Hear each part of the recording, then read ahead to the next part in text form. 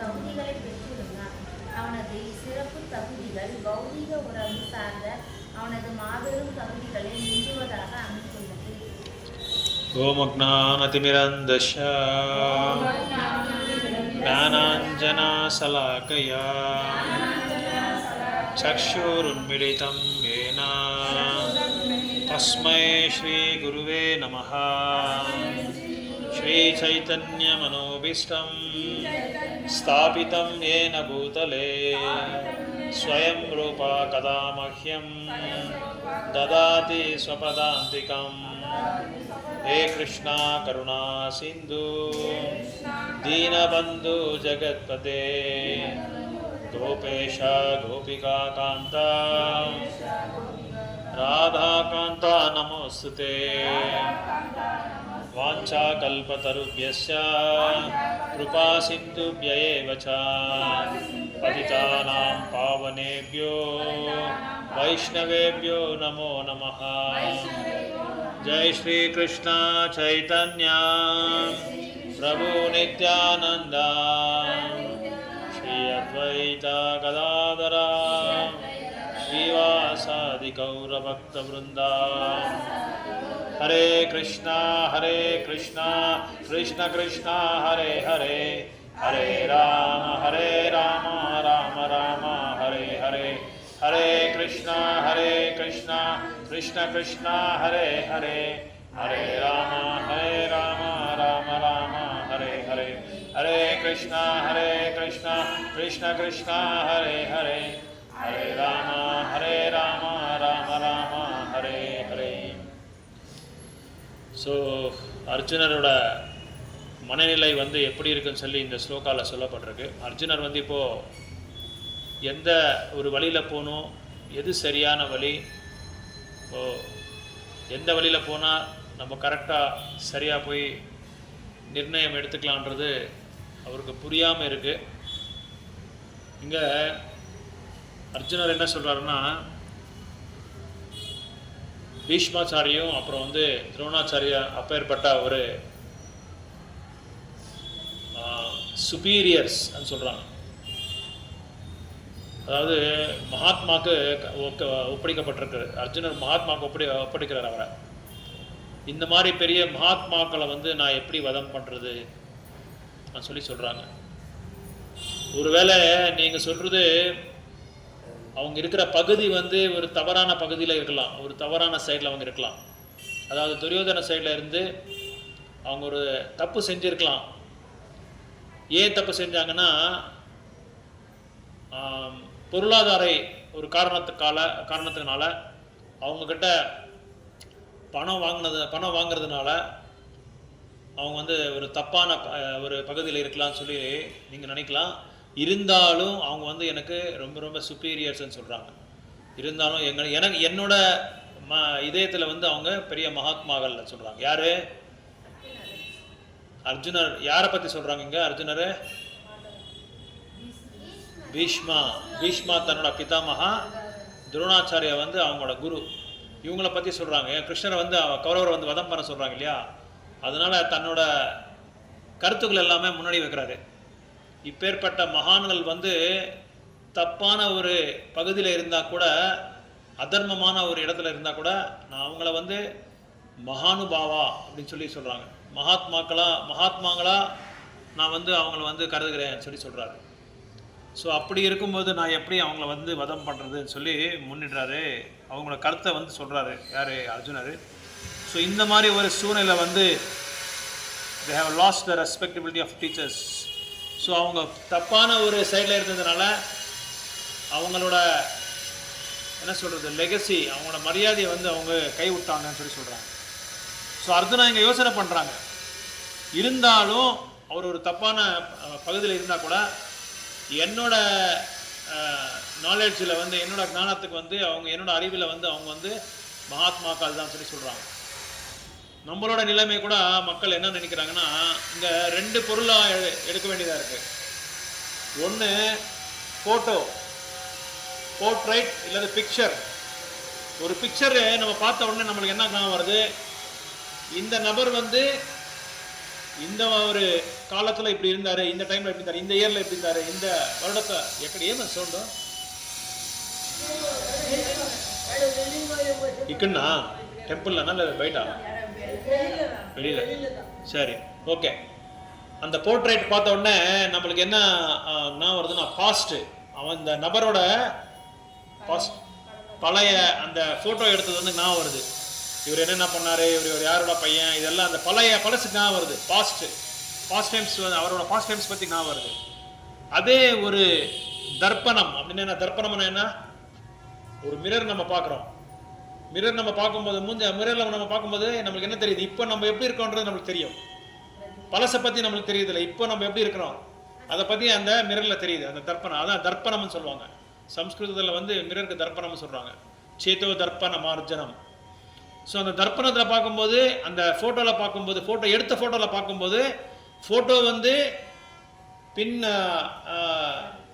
பின் காலத்தில் நம்ம எப்படி இருந்தான்னு சொல்லி தெரியுது. தர்ப்பணத்தில் பார்க்கும்போது, கண்ணாடியில் பார்க்கும்போது இப்போ நம்ம எப்படி இருக்கோன்றது தெரியுது. அது முக்கியமாக நம்ம எல்லாருமே பண்ணிகிட்டே இருக்கோம். டெய்லி கண்ணாடியை பார்த்துட்டு நம்ம அழகை வந்து நம்மளே ரசிச்சுட்டே இருப்போம். கும்பகர்ணன் கூட அப்படிதான். கும்பகர்ணன் என்ன பண்ணுவார், கும்பகர்ணன் தெரியுமா உங்களுக்கு? கர்ணான்னா காது, கும்பான்னா பெரிய பானை. அவரோட காது வந்து பெரிய பானை மாதிரி இருக்கும் அவரோட காது. யாரோட? கும்பகர்ணனோட காது, ராவணோட தம்பி.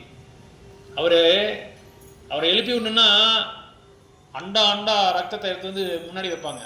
6 மாதத்துக்கு ஒரு தடவை தான் அவர் எழுந்துருவாங்க. அது ஒரே நாள் தான். அந்த ஒரு நாளில் 6 மாதத்தில் என்ன ஒரு தீமைகள் செய்யணுமோ எல்லா தீமைகளும் செஞ்சிருவாங்க. அவரை சாதாரணமாக எழுப்பி விட முடியாது. பெரிய இந்த அளவுக்கு பெரிய ட்ரம்ஸ், அந்த மாதிரி 100 கணக்கான ட்ரம்ஸ் எடுத்துகிட்டு வந்து அடிப்பாங்க. ஒரு காது கிட்ட ஒரு 100 பேர், இன்னொரு காது கிட்ட ஒரு 100 பேர். அதை எடுத்து அடிச்சுட்டு அப்பவும் எழுந்திக்க மாட்டாங்க. பெரிய யானையை வந்து அவங்கள புஷ் பண்ணுறாங்க, அப்பவும் எழுந்திக்கிறது இல்லை. அவ்வளோ பெரிய பலாசாலி, அவ்வளோ பெரிய என்ன சொல்கிறது, தூக்கத்தில் அவ்வளோ பெரிய எக்ஸ்பர்ட் அவரை அடைஞ்ச அந்த வரம் அப்படி. அப்புறம் அவரை எழுப்பி விடணும்னா என்ன பண்ண தெரியுமா, கடைசியில் இதெல்லாம் பண்ணி கூட எந்திக்கல அவர். இந்த பக்கம் ஒரு 100 பேர், இந்த பக்கம் 100 பேர் என்ன பண்ணாங்க, அதெல்லாம் வச்சுட்டு இந்த காதில் அவங்கள புகழை பற்றி பாடுறாங்க, இன்னொரு காதில் அவங்க புகழை பற்றி பாடுறாங்க. இவங்க அவங்க புகழை பற்றி பாட அதுக்கப்புறமா எஞ்சிக்கிறாங்க அவங்க. அப்படின்னு என்ன அர்த்தம், அந்த அளவுக்கு அகங்காரம், கர்வம். அதனால நம்ம கூட நிறைய கண்ணாடியில் பார்க்கக்கூடாதுன்னு ஆச்சாரியா சொல்றாங்க. கண்ணாடியில் எந்த அளவுக்கு நம்ம நிறைய பார்க்க என்ன ஆகுது, அழகும் கம்மியாயிடும், அதுக்கப்புறம் அகங்காரமும் மேலே போயிடும். அதான் ஆச்சாரியாஸ் நிறைய சார். அதனால தான் பிரம்மச்சாரிஸ் என்ன பண்ணுறாங்கன்னா, கோயிலில் வந்து முடிய வச்சுக்க மாட்டாங்க. ஏன் சொல்லுங்க பார்க்கலாம். முடி வச்சா அழகு கண்ணாடியில் அடிக்கடி பார்த்துக்கிட்டே இருக்கணும். அப்புறம் சீப்பு வாங்கணும் இல்லைங்களா, இதெல்லாம் இருக்குது. நிறைய வேலைகள் அதை பார்த்துருக்கேன். அதுக்காக கண்ணாடிக்கு போக வேண்டியதாக இருக்கும். அதனால் அடிக்கடி அவங்க என்ன பண்ணுவாங்க, ஷேவ் பண்ணிடுவாங்க, ஹெட்டில் ஷேவ் பண்ணிடுவாங்க.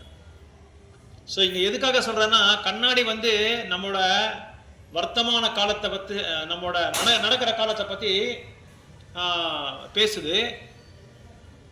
பின்னாடி ஃபோட்டோ எடுத்தது வந்து நம்ம பின்காலத்தை பற்றி பேசுது. பூத்த பவிஷ்யத் காலம்னு சொல்லி சொல்கிறாங்க. ஸோ இங்கே பகவத்கீதா ஒரு கதையாக நம்ம கேட்கக்கூடாதுன்னு சொல்கிறாங்க. ஒரு கதையாக நம்ம கேட்டால் பகவத்கீதா நம்மளுக்கு புரியாது. அதனால் எப்படி கேட்கணும்னா, ஸ்டோரி மாதிரி அதை கேட்கக்கூடாது. நம்மளோட ப்ரெசன்ட் சினாரியோ எப்படி இருக்கோ அதை பற்றி நம்ம கேட்கணும். அதை பற்றி தான் நம்ம சொல்லுது பகவத்கீதா. அதனால தான் பகவத்கீதா என்ன சொல்கிறாங்கன்னா, from the narrow mind to the broad mind. Bhagavad-gita carries the soul from narrow mind to broad mind. அப்படின்னா பகவத்கீதா வந்து எப்படி நம்மளை கொண்டு போகுதுன்னா, நம்மளோட ஐடியாலஜிஸ், நம்மளோட யோசனைகள், கருத்துக்கள் எல்லாமே ரொம்ப சிறுமையாக இருக்கும். ஆனால் பகவத்கீதா எப்படி கொண்டு போகணும், கொஞ்சம் ப்ராடாக கொண்டு போகணும். கொஞ்சம் ப்ராடாக கொண்டு போனால் நிறைய விஷயங்கள் வந்து யோசனை பண்ணி சொல்கிற அளவுக்கு நம்மளுக்கு வந்து அது சாதகமாக இருக்கும். ப்ராடானா எல்லா என்ன சொல்கிறது, எல்லா ஆங்கிள்ஸ்லையும் எல்லா திசையும் வந்து யோசனை பண்ணி கொண்டு போவோம் அந்த பகவத்கீதை நம்மளை. அதனால நம்ம கண்ணால் இந்த ஸ்டோரி எப்படின்னா, ஸ்டோரி ஆஃப் கரண்ட் டைம். இந்த கண்ணு வந்து நம்ம பார்க்குற இந்த கண்ணு வந்து அதுக்கு நோய் இருக்குது நம்ம கண்ணுக்கு. அந்த நோய் இருக்கிற கண்ணில் நம்ம அது அந்த பொருளோட உண்மையான ஒரு அந்த தன்மையை வந்து நம்ம பார்க்க முடியாது.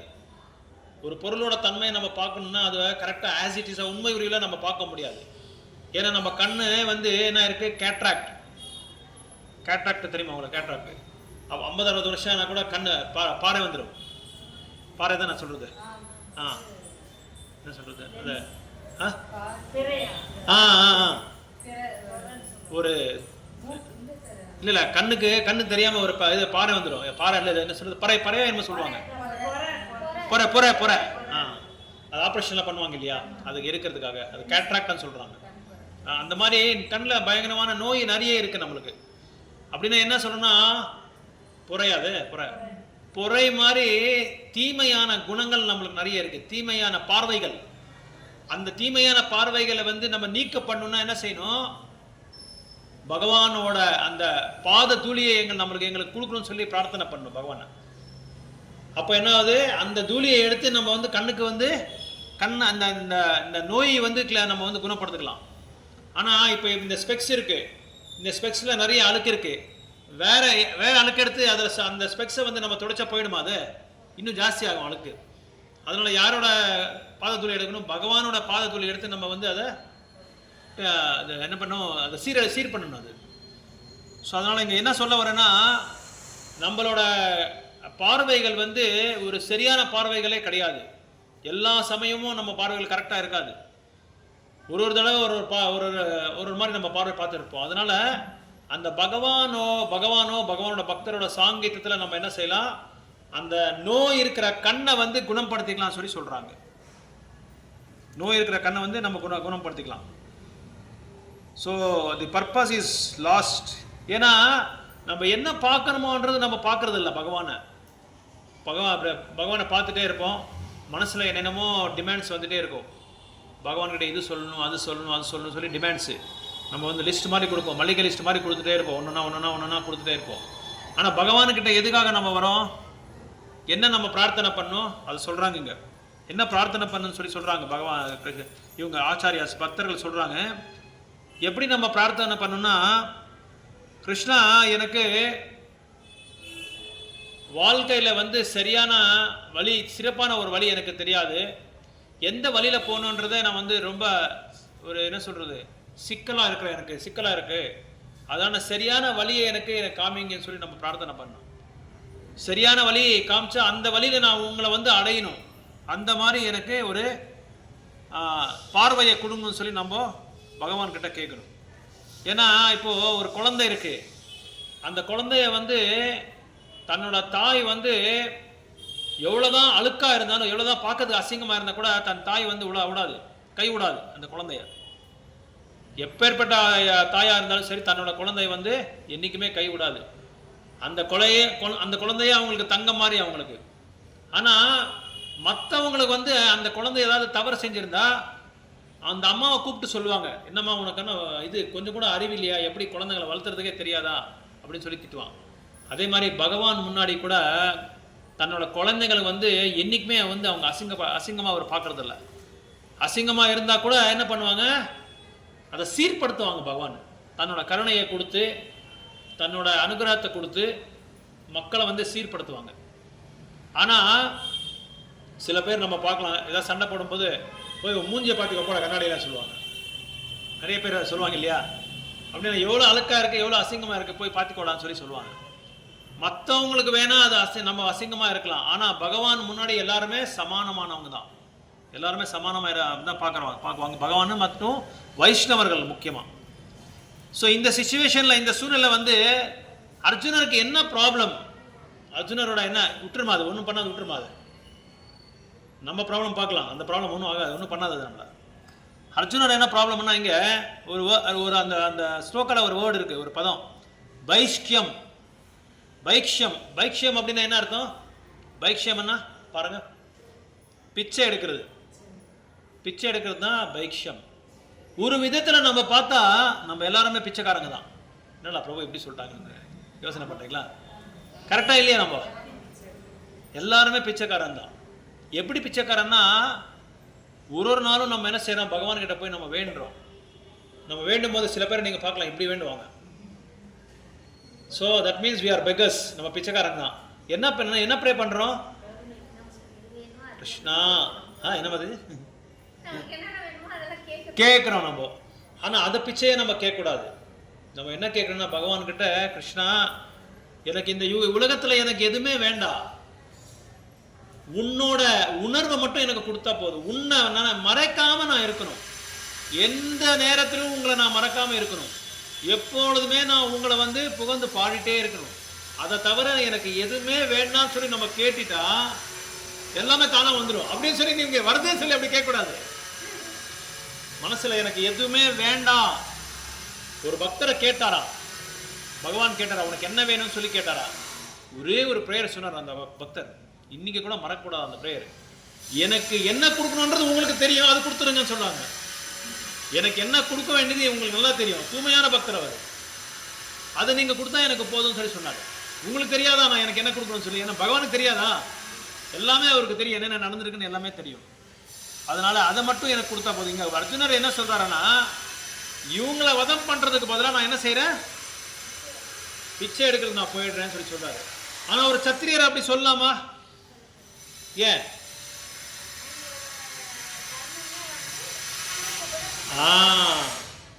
சத்திரியனோட சுபாவமே, சத்திரியனோட கடமை வந்து போராடணும், எதிரிகளை வந்து போராடணும். ஆனா இவர் சத்திரியராக என்ன சொல்றாங்க, நான் பிச்சை எடுக்கிறதுக்கு போறேன்னு சொல்லி சொல்றாரு. இப்படி சொல்றது நீங்க ரொம்ப ஒரு தவறான ஒரு கருத்துன்னு சொல்லி சொல்றாங்க. உங்களுக்கு தெரியுமோ தெரியாத, பிச்சை எடுக்கிறத கூட ரெண்டு டைப்ஸ் ஆஃப் பெக்கர்ஸ் இருக்காங்க. ரெண்டு வகையான பிச்சைக்காரங்க இருக்காங்க.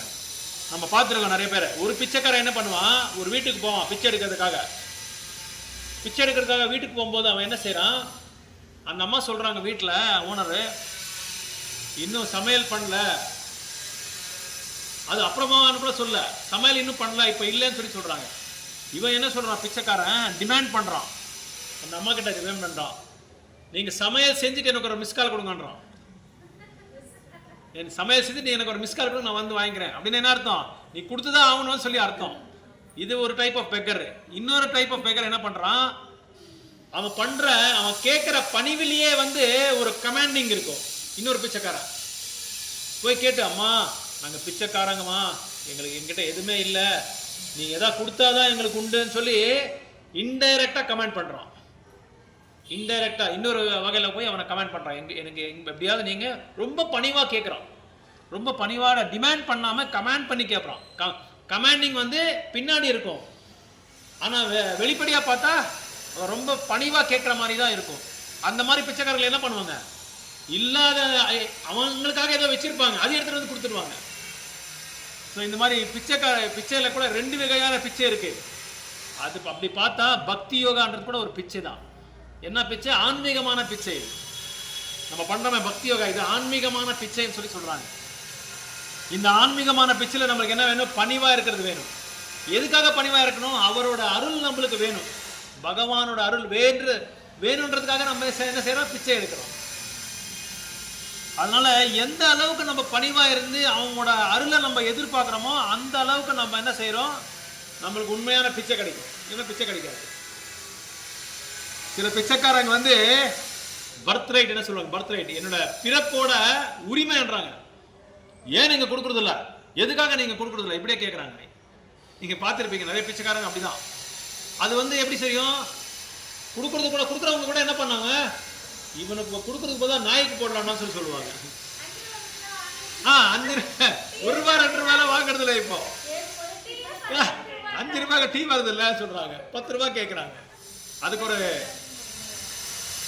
எதுக்காக இந்த பிச்சையை பத்தி சொல்றாங்கன்னா, அர்ஜுனர் இங்க சொல்றாரு, நான் பிச்சை எடுக்கிறதுக்காக போயிடுறேன், ஆனா இவங்களை நான் வதம் பண்ண மாட்டேன்னு சொல்லி சொல்றாங்க. ஸோ வி ஹேவ் டு பெக். இப்போ நம்ம பகவானோட நாமத்தை ஜபம் பண்றோம், அது கூட பெக்கிங் தான். தட் இஸ் ஆல்சோ பிச்சை. நம்ம கேட்டுக்கிறோம், கெஞ்சி கேட்கிறோம், கதறோம், கிருஷ்ணா ராதாராணி, ஸ்ரீமதி ராதாராணி தாயே, இந்த என்ன சொல்றது, இந்த படைப்புக்கே தாய் நீங்க தான், எப்படியாவது எனக்கு அப்பாவோட சேவையில எனக்கு ஈடுபடுத்துங்க. அதான் பகவானோட அதான் அந்த நாமத்தோட புரிதலே, அதான் அதோட அண்டர்ஸ்டாண்டிங்கே அதான். இந்த நாமத்தை வந்து நான் எப்படியாவது அப்பாவோட சேவையில என்னை ஈடுபடுத்துங்கன்னு சொல்லி நம்ம யாரை கேட்கிறோம், ராதாராணியை கேட்கிறோம். ஹரேனா ராதாராணி, அது கூட பிச்சை தான் சொல்லி சொல்றாங்க. ஸோ அதனால but not as a kshatriya but as a டிவோட்டியா. பக்தராக நம்ம கேட்குறோம், பக்தராக நம்ம வந்து பகவான்கிட்ட வைஷ்ணவர்கிட்ட நம்ம பிச்சை எடுக்கிற மாதிரி நம்ம கேட்குறோம். எப்படியாவது என்னை வந்து இந்த பௌத்திக உலகத்தில் வந்து விடுதலை பண்ணி எனக்கு என்ன தூய்மையான பக்தராக்குங்க, நான் எந்த காரணத்தை கொண்டு ரஜோகுணம் தமோகுணம் சத்தகுணத்துலேருந்து நான் வெளியே வரணும் சொல்லி நம்ம கெஞ்சி கேட்குறோம். So that is also type of a begging சொல்லி சொல்கிறாங்க. ஸோ இது பிச்சையை பற்றி நம்ம பேசும்போது இந்த மாதிரி சொல்கிறாங்க. இன்னொன்று ருதிர பிரதிஷ்யம் சொல்லி ஒரு வேர்டு இருக்கு பாருங்க. ருதிர பிரதிஷ்யம், ருதிரன்னா ரத்தம். ருதிர பிரதிஷ்யம்னா இவங்களை எல்லாம் வதம் பண்ணி அந்த ரத்தத்தோட கரையை வந்து பார்த்து நான் வந்து சந்தோஷப்படுத்துமா, அந்த மாதிரி ஒரு ஹாசனம் எனக்கு தேவையா, அந்த மாதிரி ஒரு சிம்மாசனம் எனக்கு தேவையா, அந்த மாதிரி ஒரு அரண்மனை எனக்கு தேவையான்னு சொல்லி அர்ஜுனர் கேட்குறாங்க. அப்படின்னா அவங்கள வதம் பண்ணி அப்படி ஒரு என்ன கொடுமையான ஒரு செயல் பண்ணி நான் போய் இங்கே உட்காரணுமா சொல்லி அர்ஜுனர் கேட்குறா. அப்படின்னா அர்ஜுனரோட அந்த மொராலிட்டி பற்றி சொல்கிறாங்க, அர்ஜுனரோட அந்த தன்மைகள் எல்லாம் பற்றி சொல்கிறாங்க. எப்பேற்பட்ட தன்மைகள் இருக்கு பாருங்க அர்ஜுனருக்கு. ஒருத்தரை வந்து புண்படுத்துக்கிற ஒரு இதே இல்லை அவருக்கு, அந்த மாதிரி ஒரு குணமே இல்லை, மனோகுணமே இல்லை, இதே இல்லை அவங்ககிட்ட. அவங்க மனசில் அவங்கள எப்படியாவது வந்து என்ன சொல்கிறது சுப்பீரியராக பார்க்குறாங்க, ரொம்ப சீனியர் டிவோட்டிஸாக பார்க்குறாங்க. ஸோ அப்படின்னா நான் என்ன அர்த்தமானா இங்கே இன்னொரு விதமாக நம்ம புரிஞ்சுக்கிறது எப்படின்னா, மற்ற ஜீவிகளை வந்து நம்ம வந்து எந்த காரணத்தை கொண்டு வதம் பண்ணக்கூடாதுன்றது இங்கே சொல்ல வருது. நம்ம என்ன செய்கிறோம், கருணையே இல்லாமல் தயாதாட்சணம் இல்லாமல் எல்லா ஜீவிகளும் வந்து என்ன செய்கிறோம், அதை கொலை பண்ணி அதை வந்து வதம் பண்ணி அது பேனில் போட்டு நல்லா ஃப்ரை பண்ணி மசாலா போட்டு நம்ம சாப்பிட்றோம். நம்ம நாக்கு ருசிக்காக நம்ம விஷ்ணு யோசனை பண்ணுறது, நம்ம நாக்கு ருசிக்காக நம்ம என்ன பண்ணுறோம், யாரை வேணாலும் வதம் பண்ணுறோம். கொரோனா டைமில் கூட நீங்கள் பார்க்கலாம், பெரிய கியூ மாஸ்க் போட்டுக்கிட்டு பெரிய கியூ நின்றுச்சு அந்த இதில் ஸ்லாட்டர் ஹவுஸில் மாம்சத்து கடையில் வந்து நின்றுட்டு அதுக்காக வாங்கிட்டு போகிறாங்க.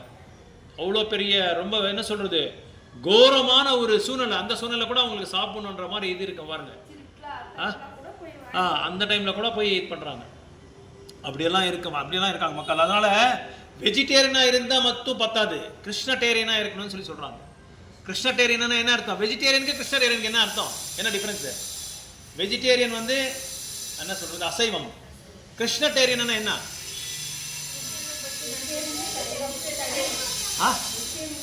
சைவம். ஓகே. கிருஷ்ணடேரியன் என்ன இருக்கிறது? கரெக்டு. படைச்சி அந்த உணவை வந்து பகவானுக்கு படைச்சி சாப்பிட்றது தான் கிருஷ்ணடேரியன். வெஜிடேரியனோட அப்பாற்பட்டது இது கிருஷ்ணடேரியன். இப்போ நம்ம எல்லாம் அந்த கேட்டகரியில் தான் நம்ம இருக்கோம், கிருஷ்ணடேரியன் கேட்டகரியில் தான் நம்ம இருக்கிறோம். அதான் என்ன சொல்கிறாங்க, அந்த மாதிரி வதம் பண்ணி ஒரு ஜீவியை வந்து நான் சாப்பிடணுமா சொல்லி கேட்குறாரு அர்ஜுனர்.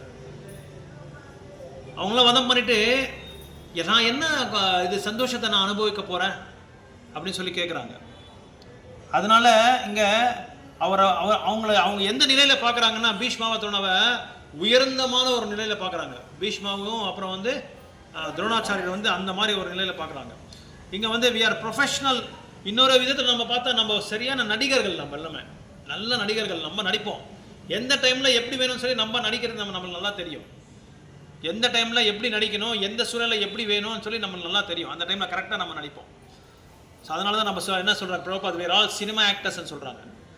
கண்டிஷன் சோஸ் ஆர் லைக் சினிமா ஆக்டர்ஸ். கட்டுண்ட ஆத்மாக்கள் எல்லாமே உயர்ந்தமான நடிகர்கள்னு சொல்கிறாங்க. ஸோ கிரேட் ஷோஸ் அந்த மாதிரி கிடையாது. கிரேட் ஷோஸ் எப்படி இருப்பாங்கன்னா, உயர்ந்தமான ஒரு ஆத்மாக்கள் எப்படி இருப்பாங்கன்னா, நித்திய சித்தாஸ். எந்த காரணத்திலையும் எந்த ஒரு சூழ்நிலையும் அவங்களோட கருத்துக்களும் அவங்களோட வைஷ்ணவாச்சாரியோட நியமங்களை வந்து ரொம்ப தீவிரமாக கடைப்பிடிப்பாங்க. அவங்க பையனாக இருந்தாலும் சரி, அவங்க பொண்ணாக இருந்தாலும் சரி, மனைவியாக இருந்தாலும் சரி, யாராக இருந்தாலும் சரி, இது சாஸ்திரங்களுக்கு விருத்தமாக யாரும் நடந்துக்கிட்டால் உடனே அவங்க இது தப்புன்னு சொல்லி சொல்லுவாங்க, இது பண்ணக்கூடாதுன்னு சொல்லி சொல்லுவாங்க. சுயநிலைமே கிடையாது அவங்கக்கிட்ட. யார் அவங்களே தப்பாக பண்ணால் கூட அவங்க தப்புன்னு சொல்லிடுவாங்க, ஒதுங்கிடுவாங்க, அவங்க நிலையிலேருந்து ஒதுங்கிடுவாங்க. அதான் மகாத்மாக்களுக்கும் துராத்மாக்களுக்கும் இருக்கிற வித்தியாசம். மகாத்மாக்களுக்கும் துராத்மாக்களுக்கு இருக்கிற ஒரு வேறுபாடு தான். ஏன்னா மகாத்மாக்களோட எப்படி இருப்பாங்கன்னா, ஒரு சின்ன ஸ்டோரி, ஒரு செயின்ட்லி பர்சன், ஒரு முனிவர் என்ன பண்ணுறாரு, நதிக்கரையில் பார்த்துட்டு இருக்காரு. நதிக்கரையில் நின்றுட்டு பார்த்துட்டு இருக்கும்போது ஒரு ஸ்கார்பியன், வாடிய சேவ ஸ்கார்பியன், தேலா, நண்டு இல்லை, நண்டு வந்து இது கிராப், அது இல்லை, தேல். இந்த தேல் அந்த தண்ணியிலேருந்து வெளியே வந்துட்டு இருக்கும்போது ரொம்ப கஷ்டப்பட்டே இருக்கும். உடனே இவர் என்ன பண்ணுவார், அவர் ஏதோ கொஞ்சம் ப்ரேயர் பண்ணிட்டு இருப்பார். அந்த ப்ரேயர் பண்ணும்போது இந்த தேல் ரொம்ப கஷ்டப்படமேன்னு சொல்லி அது கையில் அப்படி எடுத்து தண்ணியில் அப்படி விடுறதுக்கு வந்து முயற்சி பண்ணால் அந்த தேல் என்ன பண்ணோம், டக்குன்னு கொட்டிடுச்சு. சரி, அவர் விட்டுட்டார்.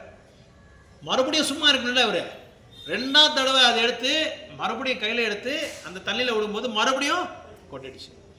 பக்கத்தில் ஒருத்தர் இன்னும் கேட்குறாரு, என்ன சாமி உங்களுக்கு அறிவேதாக இருக்கா, பார்க்குறதுக்கு பெரிய முனிவராக இருக்கீங்க, எல்லாம் தெரிஞ்ச தத்துவவாதியாக இருக்கீங்க, அது உங்கள் கையை கொட்டிகிட்டே இருக்குது, அதுக்கப்புறம் நீங்கள் அவங்க அதுக்கு சகாயப்படுறதுக்காக நீங்கள் முயற்சி பண்ணுறீங்க, என்ன உங்களுக்கு என்ன ஆயிருக்கு உங்களுக்குன்னு சொல்லி கேட்குறாங்க. அப்போ அந்த முனிவர் சொல்கிறாரு, ரொம்ப இன்ட்ரெஸ்டிங் பாயிண்ட் சொல்கிறாரு. அந்த வாயில்லாத உணரில்லாத ஒரு ஜீவி தன்னோட இயற்கையை வந்து எனக்கு வெளிப்படுத்துது, என்னோட இயற்கை வந்து கொட்டுதுன்னு சொல்லி வெளிப்படுத்துது.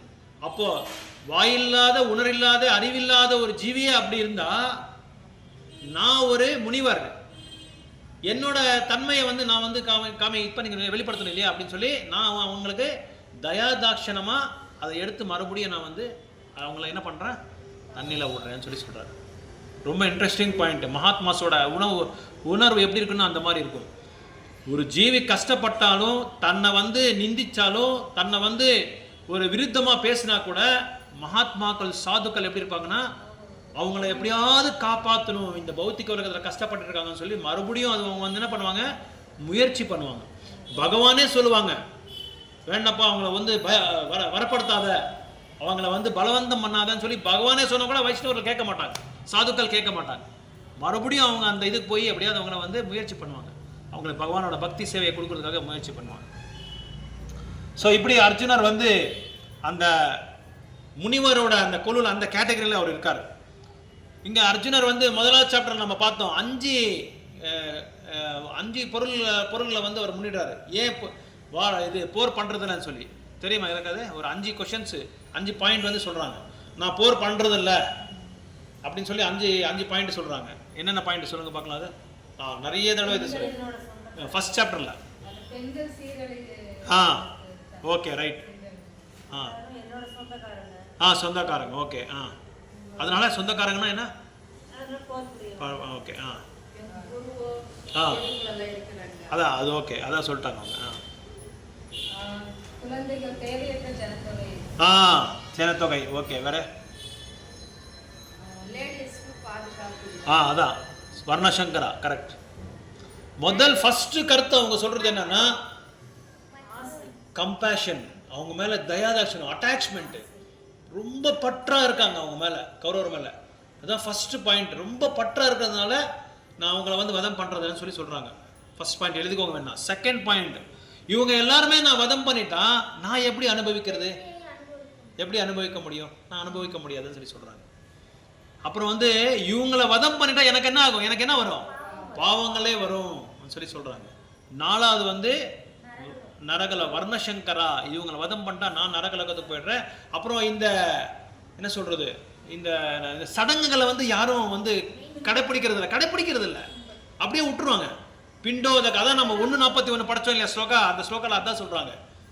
இவங்க எல்லாருமே முன்னோர்கள் எல்லாமே போயிட்டா யாரும் பிண்டோதகம் பண்றது அவங்க இருக்க மாட்டாங்க. அந்த என்ன சொல்றது, அந்த கடைசி சம்ஸ்காராஸ் யாரும் பண்றது இல்லை, ரிச்சுவல்ஸ், அந்த சடங்கு பண்ணாமையே போயிடுவாங்க சொல்லி சொல்றாங்க. திதி, அந்த திதி யாருமே பண்ணாத போயிடுவாங்கன்னு சொல்லி கஷ்டப்படுறாங்க. 5வது பாயிண்ட் நான் உங்களுக்கு சொல்ல, எழுதிக்கோங்க. இன்டெசிஷன்னா ஒரு சரியான தீர்மானம் இல்லாதனால அவங்க வேண்டாம்னு சொல்லி சொல்றாங்க. ஸோ இப்போ 6வது ஸ்லோகாக்கு போகலாம்.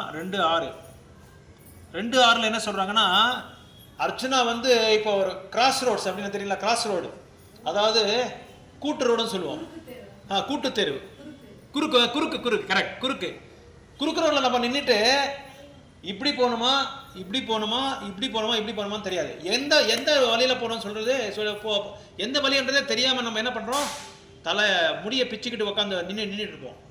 கொஸ்டின் மார்க் அங்கே. அதான் அர்ஜுனோட நிலைமை அப்படி இருக்கு அப்படின்னு என்னன்னா, வாழ்க்கையில் நம்ம நிலைமை அப்படி இருக்குன்னு அர்த்தம். நம்ம கூட குறுக்கு ரோடில் இருக்கிறோம். குறுக்கு ரோடில் இருந்துட்டு எப்படி போனது, இது கரெக்டா இது தப்பான்றதே நம்மளுக்கு தெரியாதுல்ல. எது கரெக்டு எது தப்புன்றது நம்மளுக்கு தெரியாமல் நம்ம போயிட்டு இருக்கோம். இப்போ நம்ம வாழ்க்கை அப்படிதான் இருக்கு. எப்படி இருக்குன்னா, நான் உண்மையாக எக்ஸ்பீரியன்ஸ் பண்ணுறது என்னன்னா, சில டைம்ல நம்மளுக்கு தெரியுது இது கரெக்டுன்னு தெரியல, இது தப்புன்னு தெரியுது, இருந்தாலும் நம்ம என்ன செய்யறோம், ஒரு பாட்டு கூட சொல்றாரு, கிருஷ்ணர் சொல்லிட்டு போயிட்டாரு, நம்ம வேலையை நம்ம பார்க்கலாம். அவருக்கு என்ன, அவர் பகவான் ஏதாவது சொல்லுவாங்க, அவங்களுக்கு என்ன பக்தர்கள் ஏதாவது சொல்லுவாங்க, நம்ம வழியில நம்ம போயிட்டே இருக்கலாம், யார் பார்க்க போறாங்க அப்படின்னு சொல்லி நம்ம நினைச்சிட்டு இருக்கோம். ஸோ தப்பு எது சரி எதுன்னு சொல்லி நம்ம எதுவும் யோசனை பண்றது இல்லை. யோசனை பண்ணாம நம்ம பாருங்க, சுயநலத்துக்காக நம்ம எது வேணாலும் பண்ணுவாங்க. ஸோ சாய்ஸை நம்ம கரெக்டாக அதை செலக்ட் பண்ணிக்கணும். அதை நம்ம என்ன சொல்றது, செலெக்ஷனுக்கு என்ன சொல்றது, சூஸ் பண்ணணும், ஐக்கியம் பண்ணிக்கணும், எது வேணும்னு சொல்லி ஐக்கியம் பண்ணிக்கணும். Choice in our life which is right which is wrong. Okay, இந்த ஆன்மீகமான ஒரு வாழ்க்கை இந்த சரி இந்த தப்பு அதுக்கு அப்பாற்பட்டது. இது அதான் கிருஷ்ணர் இங்க சொல்றாரு. அர்ஜுனன் என்ன சொல்றாருன்னா, இது தப்பு இது சரின்னு சொல்லி சொல்றாரு. ஆனா கிருஷ்ணர் என்ன சொல்றாருன்னா, இதுக்கு மேல ஒரு டிசிஷன் இருக்கு, இதுக்கு மேல ஒரு நிர்ணயம் இருக்கு, அதுதான் ஆன்மீகமான நிர்ணயம். இது தப்பு இது சரி என்ற ஒரு இதுல தான் நீ இருக்கிற, அதோட ஃபிக்ஸ் ஆயிட்டு இருக்க நீ. ஆனா அதுக்கு அப்பாற்பட்டது என்னது, ஆன்மீகமான ஒரு நிர்ணயம் இருக்கு. அந்த ஆன்மீக வாழ்க்கையை நீ கடைபிடிக்கணும்னு சொல்லி சொல்றாங்க. So material life is both right and wrong. Arjuna's life is thinking what is more right than the just being right. இங்க அந்த ஆன்மீகமான நிர்ணயம் அப்படின்னா, இது கரெக்ட்னு சொல்றது இல்ல, அதோட மோஸ்ட் ரைட், அதோட உயர்ந்தமான சரி எதுன்றது நம்ம செலக்ட் பண்ணணும்னு சொல்லி சொல்றாரு. அர்ஜுனனுக்கு சொல்றாரு கிருஷ்ணர். So elevated in consciousness, idea of Arjuna is choice, morality right, but Krishna is teaching spiritual right. So அர்ஜுனர் சொல்கிற இந்த இதெல்லாமே எப்படி இருக்குன்னா, சூப்பர்ஸ்டிஷியஸாக இருக்குது. அவர் சொல்கிறது இது தப்பு இது ரைட்டு, இப்படி தான் பண்ணணும் இப்படி பண்ணக்கூடாது, இதெல்லாம் நான் கேட்டிருக்கேன் சொல்லி எல்லாம் சொல்லிட்டு இருக்காங்க அர்ஜுனர். ஆனால் கிருஷ்ணர் சொல்கிறாரு, இல்லை இதுக்கு மேலே இதுக்கு அப்பாற்பட்டது இது இருக்குது, இப்படி தான் நீங்கள் செய்யணும், இதுதான் நீங்கள் செய்யணும்னு சொல்லி கீதையை போதனை பண்ணுறாங்க. யாருக்கு, அர்ஜுனருக்கு.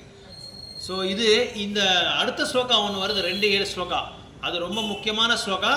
அந்த ஸ்லோகாவுக்கு அர்ஜுனர் ஒரு 4 செயல்களை வச்சு முயற்சி பண்ணுறாரு. அது நம்ம அப்ரிசியேட் பண்ண வேண்டிய ஒரு முக்கியமான ஒரு கருத்து. 4 பாயிண்ட்ஸ் சொல்கிறாங்க, 4 பாயிண்ட்ஸு. அந்த 4 பாயிண்ட்ஸ்க்காக தான் கிருஷ்ணன் என்ன சொல்கிறாரு, 2:7 ஒரு ஸ்லோகா வருது, முக்கியமான ஸ்லோகா. அங்கே தான் நம்ம டர்னிங் பாயிண்ட், அர்ஜுனர் டர்னிங் பாயிண்ட். அதாவது பகவத்கீதை கூட என்ன நம்மளுக்கு உபதேசம் பண்ணுதுன்னா, நேரோ மைண்ட்லேருந்து ப்ராட் மைண்டுக்கு போங்கன்னு சொல்லி சொல்கிறாங்க. அது மட்டும் இல்லாமல் மொராலிட்டியிலேருந்து ஸ்பிரிச்சுவாலிட்டிக்கு போக சொல்கிறாங்க. சும்மா நீதியாக இருந்தால் நம்ம பத்தாது, அந்த நீதியிலேருந்து நம்ம என்ன பண்ணணும், ஆன்மீகத்துக்கு போகணும். அதே மாதிரி சரி என்ற ஒரு நிலைக்கு மட்டும் நம்ம போகக்கூடாது. எது மோஸ்ட் ரைட்டு, சூப்பர்லேட்டிவ்னு சொல்லுவாங்க கிராமரில். எது மோஸ்ட் ரைட்டு, குட் பெட்டர் பெஸ்ட்னு சொல்லுவாங்கல்ல. குட் நல்லதா, பெட்டர் நல்லதா, பெஸ்ட் நல்லதா, பெஸ்ட் நல்லது. அதான் பெஸ்ட் ரைட் எதுன்னு சொல்லி பார்க்க சொல்கிறாரு கிருஷ்ணர். இருக்கிறதுல பெஸ்ட் எதுன்னு நம்ம என்ன செய்யறோம், பெஸ்ட் ஐட்டம் கொடுங்கப்பா சொல்லுவோம். நம்ம காரை இருக்கிறதுல பெஸ்ட் கொடுங்கன்னு நம்ம இப்போ. ஆனால் அதுக்கு மேலே எதுவும் கிடையாது, ஃபர்ஸ்ட் குவாலிட்டி மேலே எதுவும் கிடையாது. அதான் இங்கே கிருஷ்ணர் சொல்கிறார், அந்த பெஸ்ட்டுக்கு நீ வரணும்னு சொல்லி சொல்கிறாங்க. ஸோ சாய்ஸ் இங்கே என்னன்னா, அர்ஜுனருக்கு என்ன சாய்ஸ்ன்னா, நிறைய ஆப்ஷன்ஸ் இருக்குது. நம்ம வாழ்க்கையில் கூட நம்மளுக்கு நிறைய ஆப்ஷன் இருக்குது. ஒன்று, இப்போ அவர் போர் பண்ணால் என்ன ஆகுது, அவர் போர் பண்ணால் என்ன ஆகுது, போர் பண்ணாமல் இருந்தால் என்ன ஆகுதுன்னு சொல்லி சொல்கிறாங்க. இப்போ அவர் போர் பண்ணால் எஸ் ஓகே நான் போர் பண்ணுறேன், அப்போ என்ன ஆகுது, போர் பண்ணால் அவங்களுக்கு ரொம்ப உறவுல இருக்கிறவங்க உறவினர்கள் எல்லாமே இறந்துடுவாங்க, தோத்துடுவாங்க, அவங்க போர்லேருந்து தோத்துடுவாங்க. போர் பண்ணலன்னா என்ன ஆகுது, இவரு பிச்சை எடுக்கிறதுக்கு போகணும். ஸோ பிச்சை எடுக்கிறதுக்கு பார்த்தா என்ன ஆகுது, தே loose death and they get defeated. இவர் தோத்துடுவார், அப்புறம் இவர் இறந்துடுவார் அப்படின்னு சொல்லி சொல்கிறாங்க. ஸோ இங்கே ஆப்ஷன்ஸ், அர்ஜுனரோட ஆப்ஷன்ஸ் நிறைய இருக்குது, நிறைய சான்சஸ் இருக்குது, என்ன பண்ணலாம் சொல்லி ரொம்ப கன்ஃபியூஷனில் இருக்கார். அப்போ அவர் போர் பண்ணலாமா வேண்டவா, போர் பண்ணலாமா வேண்டவா, போர் பண்ணால் இவங்க எல்லாமே நான் ஜெயிச்சா இவங்க எல்லாமே இறந்துடுவாங்க, இவங்க யாருமே இருக்க மாட்டாங்க, அப்போது அவங்க தோத்துடுவாங்க. ஒருவேளை நான் போர் பண்ணாமல் இருந்தால் நான் பிச்சை எடுக்க வேண்டியதாக இருக்கும், நான் பிச்சை எடுக்க வேண்டியதாக இருக்கும் இப்படின்னு சொல்லி நிறைய கன்ஃபியூஷன்ஸ் இருக்குது. நம்ம கூட நம்ம வாழ்க்கையில் லைஃப்பில் இந்த மாதிரி நிறைய சேலஞ்சஸ் வருது. நிறைய சேலஞ்சஸ், பொண்ணுக்கு சம்மந்தமான சேலஞ்சஸு, பையனுக்கு சம்மந்தமான சேலஞ்சஸ்ஸு, புருஷனுக்கு சம்மந்தமான சேலஞ்சஸு, நம்மளுக்கே சேலஞ்சஸ்ஸு, நிறைய ஹெல்த் இஷ்யூஸு, பணத்தில் நிறைய பிரச்சனைகள், மற்ற ஜீவிகளோட மற்ற என்ன சொல்கிறது, கசின்ஸோ ரிலேட்டிவ்ஸோ நம்ம சம்பந்திங்களோ இல்லை நம்ம உறவினர்களோ அவங்க சார்பால் நம்ம சமுதாயத்தில் ஒரு சேலஞ்சஸ்ஸு, இந்த மாதிரி நிறைய என்ன சொல்கிறது அளவில்லாத சேலஞ்சஸ், நிறைய ப்ராப்ளம்ஸ் நம்மளுக்கு வந்துகிட்டே இருக்கும். இதெல்லாம் எப்படி செலக்ட் பண்ணுறது, இதெல்லாம் எப்படி சூஸ் பண்ணுறது? அதனால் நீங்கள் ஆன்மீகமான அந்த நிலையில் இருந்தால் பகவான் நம்மளுக்கு அந்த அறிவை கொடுப்பார். அவரே நம்மளுக்கு அந்த அறிவை கொடுத்து எப்படியெல்லாம் இது சால்வ் பண்ணணும்னு சொல்லி சொல்கிறாங்க. எப்படி சால்வ் பண்ணணும், எந்த திசையில் போகணும். நீங்கள் குறுக்கு ரோட்டில் இருக்கிறீங்க, அந்த குறுக்கு ரோட்டில் நான் சரியான வழியை காமிக்கிறேன் வாங்கன்னு சொல்லி கிருஷ்ணர் என்ன பண்ணுறாரு, அர்ஜுனருக்கு கீதோபதேசம் பண்ணுறாங்க. So life is after all options, it is not easy to beg, it is so chase. நம்ம சொல்கிறோம் பிச்சைக்காரன்னு சொல்லி சொல்கிறோம், பெரிய கஷ்டம். பிச்சை எடுக்கிறது அவ்வளோ ஈஸி இல்லை. எங்கள் இதிலெல்லாம் தீட்சை கொடுத்தா கூட நீங்கள் பார்த்துருப்பீங்க, இப்படி எடுத்துகிட்டு போய் பிச்சை எடுக்கணும் எல்லாருக்கிட்டையும். ஏன்னா குருக்கு நம்ம தட்சணை கொடுக்கணும். நாங்கள் எங்கே தீட்சை எடுத்திருக்கோமோ அந்த குருக்கு நாங்கள் தட்சணை கொடுக்கறதுனால யாரெல்லாம் அங்கே நிற்கிறாங்களோ யாராக இருந்தாலும் சரி, நம்ம எதிராளியாக இருந்தால் கூட சரி, அவங்ககிட்ட போய் பிச்சை எடுக்கணும். ப்ளீஸ் கொடுங்க, குருதட்சணை கொடுன்னு சொல்லி பிச்சை எடுக்கணும். இந்த மாதிரியெல்லாம் நியமங்கள்லாம் இருக்குது சாஸ்திரங்கள். ஸோ பிச்சை எடுக்கிறது ஒரு பெரிய, ஆனால் அர்ஜுனர் சரளமாக சொல்கிறாரு, நம்ம போய் ஒரு இடத்துல போய் பேம்ப்ளேட் கொடுக்கணும்னா நம்ம ரொம்ப கஷ்டப்படுறோம். நகர் சங்கீர்த்தன் போனால் நம்ம எல்லாமே கஷ்டப்படுறோம். எப்படிடா போகிறது நம்ம தெருவில், கரெக்டாக இல்லையா? அவங்க பார்த்துடுறாங்களோ இவங்க பார்த்துறாங்களோ சொல்லி நம்ம பயமாக இருக்குது. ஒரு விதத்தில் பார்த்தா இதெல்லாம் பிச்சைக்கார மாதிரி தான். ஆனால் இது உயர்ந்தமான பிச்சை இருக்குதுல்ல. ஏன்னா பகவானுக்காக நம்ம பண்ணிட்டு இருக்கோம், நம்மளுக்காக நம்ம பண்ணுறதில்ல. இல்லை நம்ம இன்னொன்று என்ன சொல்கிறது, என்ன நம்ம மனசில் மைண்ட் செட்டப் பண்ணிக்கன்னா, பகவானோட செயலாகட்டும், பகவானோட சேவைக்காக கைங்கரியத்துக்காக யாரையும் நம்ம கேர் பண்ணக்கூடாது. நம்ம என்ன நினைக்கிறோன்னா அவங்க தப்பாக நினைக்கிறாங்கன்னு சொல்லி நம்ம மனசு சொல்லுது. ஆனால் அவங்க யாருமே தப்பாக நினைக்கிறதில்ல.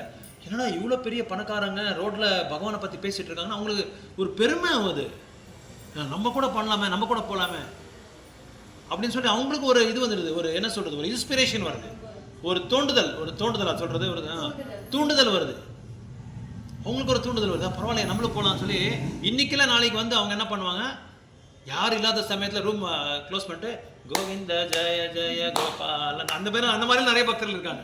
யாரும் பார்க்கக்கூடாது, என்ன நான் பாட்டுனா கோவிந்தனோட லாபத்தை சொல்லணும்னு சொல்லி அந்த மாதிரிலாம் பக்தர்கள்லாம் இருக்காங்க நிறைய பேர்.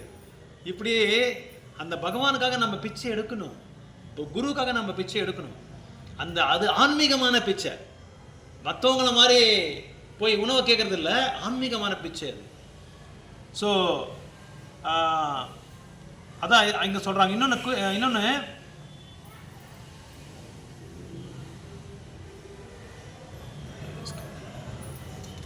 வீட்டில் போகிறாங்களா, இது நகர் சங்கீத சீக்கிரம் சொன்னாங்க. சமுத்திர மந்தன லீலையில் நம்ம எல்லாருக்குமே தெரியும். சமுத்திர மந்தன லீலை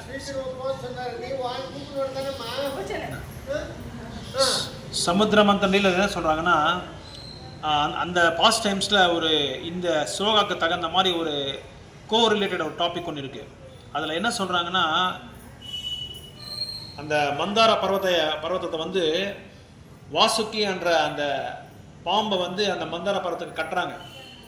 கயிறு மாதிரி கட்டிட்டு ஒரு சைடு தேவர்கள், இன்னொரு சைடு அசுரர்கள் அதை கடையிறாங்க. அந்த கடையும் போது அந்த கடைக்கு என்ன அர்த்தம்னா, அங்கே சொல்கிறாங்க நம்மளோட யோசனைகள் கடையுதாங்க. நல்ல யோசனைகளா கெட்ட யோசனைகளா சொல்லி அதில் கடையிறாங்க. அந்த கடைய என்ன ஆகுது, அந்த இந்த இதெல்லாம் போயிடுது. என்ன சொல்கிறது, தீமையான யோசனைகள் எல்லாமே போயிடுதுன்னு சொல்லி சொல்கிறாங்க.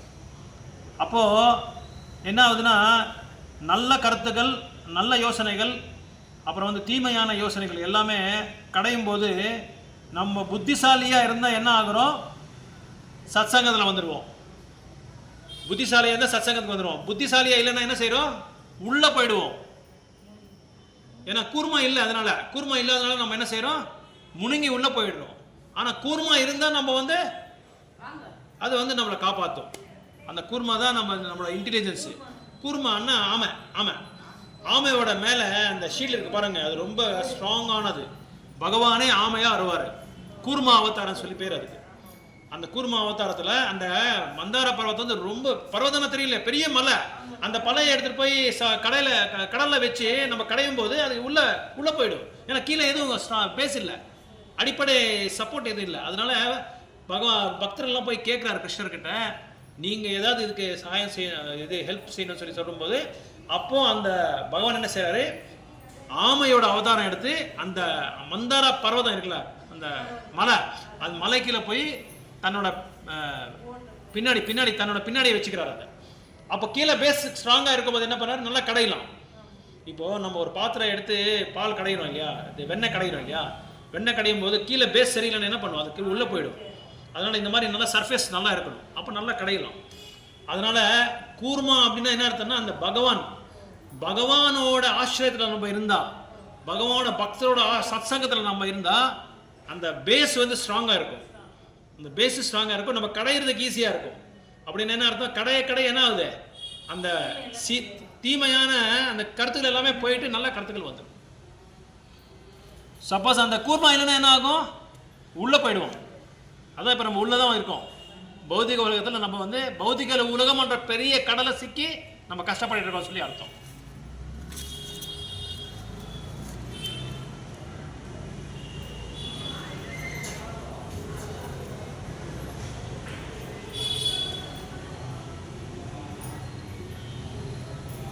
ஸோ அதனால் கிருஷ்ணர் இன்னொரு பாயிண்ட் சொல்கிறாரு, ரொம்ப ஓவராக யோசனை பண்ணாதேன்னு சொல்லி சொல்கிறாரு. ரொம்ப ஓவராக யோசனை பண்ணால் என்ன ஆகும், பேராலிசிஸ் வந்துடும் சொல்லி சொல்கிறாரு. அப்படின்னா தெரியல, ஸ்ட்ரோக் குஷ்டரோகம்னு சொல்லுவாங்க அந்த இதுக்கு. அது ரொம்ப ஓவராக திங்கிங் பண்ணாத. அப்படி திங்க் பண்ணால் என்ன ஆகும், கூர்மை இல்லாத ஒரு யோசனை ஆகிடும்னு சொல்லி சொல்கிறாங்க. அதனால் என்ன ஆகும், ஸ்டெபிலிட்டி இருக்காது. நம்ம பண்ணுற ஒரு செயல் வந்து ஸ்டெபிலிட்டி இருக்காது. அதனால் ரொம்ப ஓவராக யோசனை பண்ணக்கூடாது எதை பற்றியும். ரொம்ப ஓவராக, அதனால தான் ரொம்ப ஓவராக யோசனை பண்ணுறாரு. ரொம்ப டீப் ஆழமாக. சென்டிபீடு என்ன சொல்கிறீங்க, சென்டிபீடு ஆயிரக்கால் சேலுன்னு சொல்லுவாங்க இல்லையா, தெரியுமா? அது ஆயிரக்கால் சேலு பூச்சியா பார்த்துருக்கீங்களே? அதுக்கு 1000 கால் இருக்கும். அந்த 1000 கால் சேலுக்கு அது வந்து நல்லா டான்ஸ் ஆடும், சூப்பராக டான்ஸ் ஆடும். அது டான்ஸ் ஆடிட்டு இருக்கும்போது ஒரு எறும்பு வரும் அதுக்கிட்ட. ஒரு எறும்பு வந்துட்டு, நீங்கள் ரொம்ப சூப்பராக டான்ஸ் ஆடுறீங்க, உங்களை நான் டீச்சராக நான் ஏற்றுக்கிறேன், எனக்கு சொல்லிக் கொடுங்கன்னு சொல்லி சொல்கிறாங்க. அப்புறம் எப்படி உங்களுக்கு தெரியும்னு சொல்லி சொல்கிறாங்க. இல்லை, நான் நிறைய தடவை பார்த்துருக்கேன் நீங்கள் நல்லா டான்ஸ் ஆடுறீங்கன்னு சொல்லி. அதுக்கப்புறம் இந்த எறும்பு ஒரு கேள்வி கேட்குது. அது உங்களோட முதல் கால் எப்படி ஸ்டெப் வைக்கிறீங்க, 19வது கால் எப்படி ஸ்டெப் வைக்கிறீங்கன்னு சொல்லி கேட்குது இந்த எறும்பு. இந்த 1000 கால் சேலுக்கு தான் டான்ஸ் ஆடுறது மட்டும்தான் தெரியும். எப்படி ஃபர்ஸ்ட் ஸ்டெப் வைக்கிறாங்களோ செகண்ட் ஸ்டெப் வைக்கிறாங்களோ எதுவுமே தெரியாது. அதை பற்றியே அதுக்கு தெரியாது. நம்மளோட நிலைமை கூட அப்படிதான் இருக்கு. நம்ம நிலைமை கூட நம்ம எப்படி பண்ணுறோமோ, என்ன வாழ்க்கை நடத்துகிறோமோ நம்மளுக்கே தெரியாது. ஆனால் நம்ம வாழ்க்கை ஓடிட்டே இருக்கு, ஒரு டெஸ்டினேஷன் இல்லாமல் ஓடிட்டே இருக்கு. எதுவுமே டெஸ்டினேஷன் இல்லாமல் ஓடாமல், அதுக்கு இங்கிலீஷில் ஒரு சேயிங் இருக்கு, பேராலிசிஸ் பை அனாலிசிஸ் சொல்கிறாங்க. பேராலிசிஸ் எப்படி வந்ததுன்னு சொல்லி நம்ம அனலைஸ் பண்ணாமல் வந்துட்டு இருக்காது. பேராலிசிஸ் நோய் வந்துட்டே இருக்கு நம்மளுக்கு. என்ன நோய், இந்த குடும்பம்ன்ற ஒரு நோய், பற்றுன்ற ஒரு நோய், முக்குணங்கள்ன்ற ஒரு நோய், இது எல்லாமே நம்மளுக்கு வந்துட்டே இருக்கு. ஸோ நம்ம அனலைஸ் பண்ணுறதுல எப்படி வந்திருக்குது, எல்லாமே பிரச்சனை, நிறைய பிரச்சனை வந்திருக்கு. அந்த பிரச்சனைக்கு ரூட் காஸ் நம்மளுக்கு தெரியல.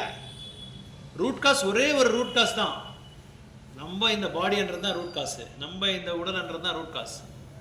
அந்த ரூட் காஸ் தெரிஞ்சுக்கிட்டா நம்மளுக்கு எந்த பிரச்சனையும் யார் மேலேயும் பட்டு இருக்காது. நம்ம பாடு நம்ம பக்தி செஞ்சுட்டு போயிட்டே இருக்கலாம். அதை வர வரைக்கும் ரொம்ப ரொம்ப கஷ்டம். ஸோ அதனால் இப்போ கிருஷ்ணர் அர்ஜுனர் வந்து இது முடிச்சுட்டு நம்ம வந்து ஸ்டாப் பண்ணிடலாம். ஒரு 5 minutes லாஸ்ட் ஒரே ஒரு ஸ்டோரி இருக்குது, அந்த ஸ்டோரி முடிச்சிடலாம்.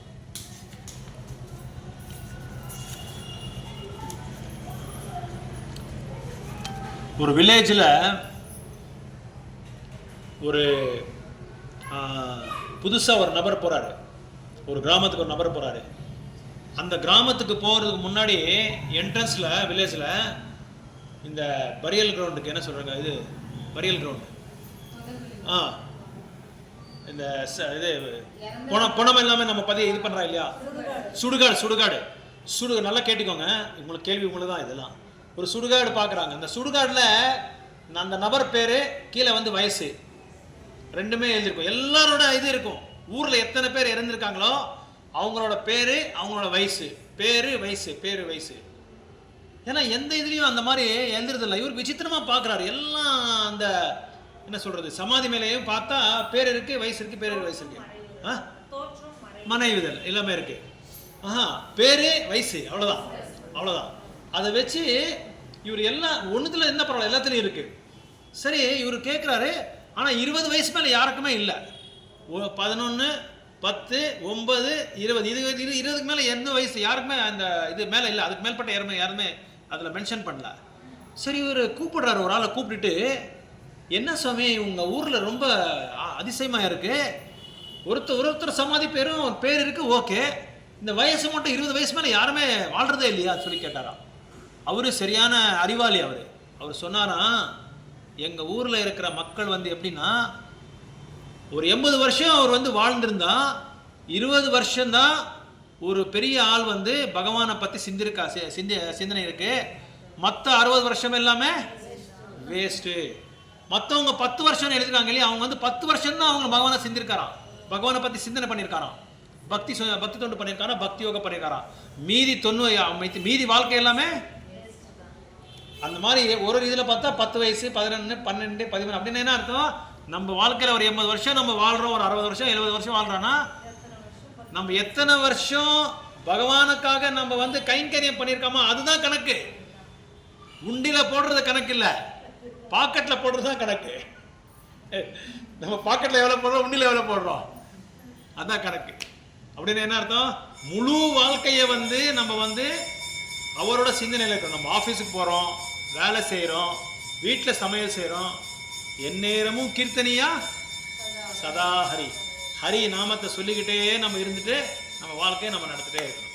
ஓகே, இதில் 4 குவாலிட்டிஸு யாருக்கு, அர்ஜுனருக்கு இருக்கிறதுனால தான் அவர் இந்த 7வது அந்த சிறப்பான ஒரு ஸ்லோகாவை சொல்கிறது. ஒன்று வந்து செல்ஃப் கண்ட்ரோல், 2வது வந்து இன்டிஃபரன்ஸ். செல்ஃப் கண்ட்ரோல்னா கட்டுப்பாடில் இருக்கிறது.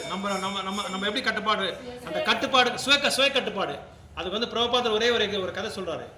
ஒரு சர்க்கஸ் மாஸ்டர் என்ன பண்ணுறாரு, சிம்மத்தை கொண்டு வராரு காட்டிலேருந்து. காட்டில் இருக்கிற சிம்மத்தை வந்து நம்ம வந்து கட்டுப்பாடு வைக்க முடியுமா, வைக்க முடியாது. அவர் என்ன பண்ணுறாரு, முதல் நாள் சாப்பாடு இல்லை, 2ஆவது நாள் சாப்பாடு இல்லை, 3ஆவது நாள் சாப்பாடு இல்லை. புலி அந்த சிம்மத்துக்கு கோவம் வந்துடுது.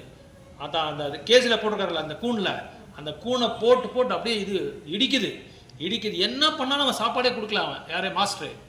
அதுக்கப்புறம் 2ஆவது நாள் கொடுக்கல, 3ஆவது நாள் அதுக்கு ஏதோ ஒரு யோசனை வந்துருச்சு. இந்த மாதிரி எல்லாம் பண்ணால் எனக்கு சாப்பாடு வராது, அதனால் நான் என்ன செய்யணும், வாயை மூணு நான் சும்மா இருந்தால் எனக்கு சாப்பாடு இருக்குன்னு சொல்லி அவர் என்ன பண்ணார், அந்த 2 நாள் 3 நாள் அதுக்கு பட்னியாக காய்ச்சி வச்சாங்க. 4ஆவது நாள் அது ஏதோ ஒரு என்ன சொல்கிறது, அந்த சாவட்டின்னு சொல்லுவாங்க, இப்போ இது விப்பிங், அந்த இது அடிப்பாங்க இல்லையா, குதிரையில் அடிப்பாங்க, சாட்டையை வச்சு ஒன்று விட்டாங்க சார் இது மேலே. அப்போ தானாக கண்ட்ரோலுக்கு வந்துருச்சு. அந்த யார் சாட்டை வச்சாலும் அது வாயை மூணு சும்மா இருக்கும், அது கத்தாமல். அப்போ ஒரு துண்டு எடுத்து போட்டாங்க. அதுக்கப்புறம் என்ன வச்சு ஒரு லைன், அதாவது என்ன இங்கே சொல்கிறார் நான் பிரபுபாதர், நம்மளை வந்து கட்டுப்பாட்டில் நம்ம வைக்கணும்னா, நம்ம கட்டுப்பாட்டில் நம்ம இருக்கணும்னா, சுய கட்டுப்பாட்டில் நம்ம இருக்கணும்னா, கானா பஜா நான் ஃபஸ்ட்டு ஸ்டாப் பண்ணேன், பிரசாதம் ஸ்டாப் ஆனால் எல்லாம் தானாக கரெக்டாக வந்துடும் சொல்லி சொல்கிறாங்க. அந்த மாதிரி அர்ஜுனுக்கு அந்த மாதிரி செல்ஃப் கண்ட்ரோல் இருந்தது. அதுக்கப்புறம் இன்டிஃபரன்ஸு, ஆன்மீகத்துக்கும் பௌதிகத்துக்கு இருக்கிற அந்த வேறுபாடுகளை வந்து நம்ம தெரிஞ்சுக்கணும்னு சொல்லி சொல்கிறாங்க. அது 2வது குவாலிட்டி அர்ஜுனர்கிட்ட இருக்காது.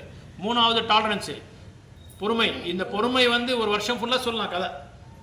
பொறுமையாக இருக்கிறது வந்து ஒரு வருஷம் ஃபுல்லாக 2:14 நீங்கள் படித்தா தெரிஞ்சிடும். 2:14 பகவத்கீதா.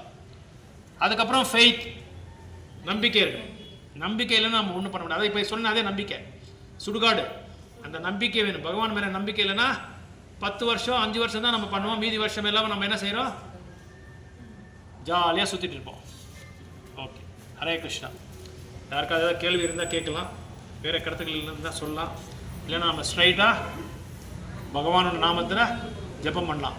விஷ்ணு பாரு எவ்வளோ சின்சியராக கேட்குறாங்க, சிதறாம கவனம் சிதறாம கேட்கிறார் விஷ்ணு. விஷ்ணு என்ன மாதாஜி சொல்றார் கேளு, என்ன கேளு. பேக்ல எல்லாம் போட்டுரு, புக்ஸ் எல்லாம் போட்டுரு பேக்ல. அந்த மாலை வந்து தனியா எடுக்கு, மாலை கண்டி மாலைலாம் தனியா எடுக்கு. ஸ்டோரி புக் மட்டும், அந்த ஸ்டோரி புக் ஒன்று மட்டும் எடுத்துட்டு வந்துடு. Story book Ramayan story book இல்ல, பச்சை கலர், அதை எடுத்துட்டு வா.